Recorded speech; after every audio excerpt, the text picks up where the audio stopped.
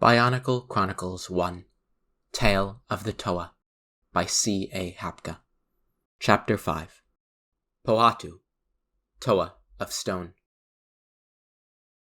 Pohatu glanced over his shoulder. On the wall that surrounded the village of Pokoro, dozens of Matoran were gathered, watching him go. Grinning, Pohatu shaded his eyes with one hand and gave them a quick wave with the other. The villagers waved back and cheered. That was an interesting visit, Pohatu said aloud to himself as he turned away again. It's not every day you find out you're the Toa of Stone. He almost tripped on a protruding stone in the path. Glancing down, he saw 3 words spelled out in cobblestones beneath his feet. Unity, duty, destiny. Now where have I heard those words before? Pohatu murmured with a chuckle. The Turaga of Pokoro had told him of many things.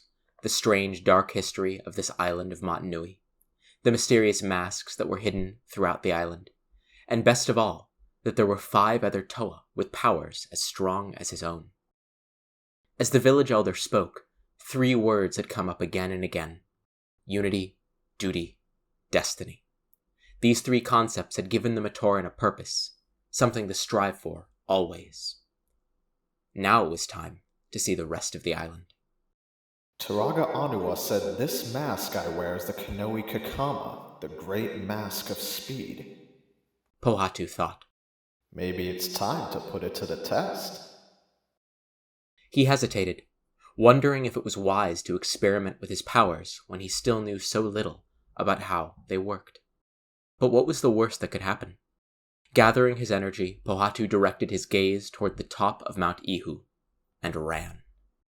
The desert landscape passed in a yellowish blur, all details obscured by the Toa's immense speed. After a moment, the yellowish blur shifted into a brown one, punctuated by flashes of green, and then quickly grew paler again, until all Pohatu could see around him was white. He slowed to a stop. He was standing in a snowdrift overlooking a frozen lake. The steep, icy slopes of Mount Ihu rose above him. Outrageous! He said breathlessly, a smile spreading behind his mask. Now that's what I call speed! Leaving the frozen lake behind, he started up the mountainside. The Turaga had told him the main temple, the Kini Nui, was in the exact center of the island, on the far side of Mount Ihu. It seemed as likely a place as any to look for the other Toa.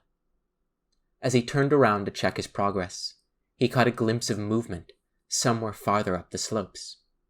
A bird? Not unless this island grows its birds awfully big, he muttered, staring at the silver and white figure gliding gracefully down a high mountain slope, powdery snow flying up in an arc behind his feet.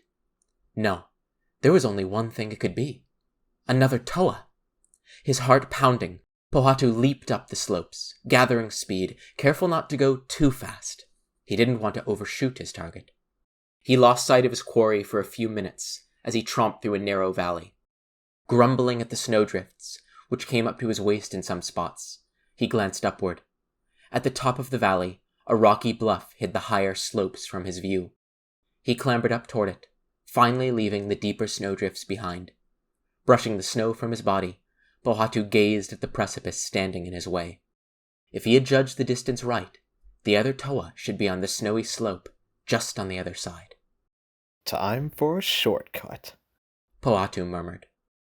I don't want him to start skiing down that hill and get away from me. Besides, I might as well start getting used to this power of mine. Taking a deep breath, he hunched his shoulders and raced straight at the solid stone.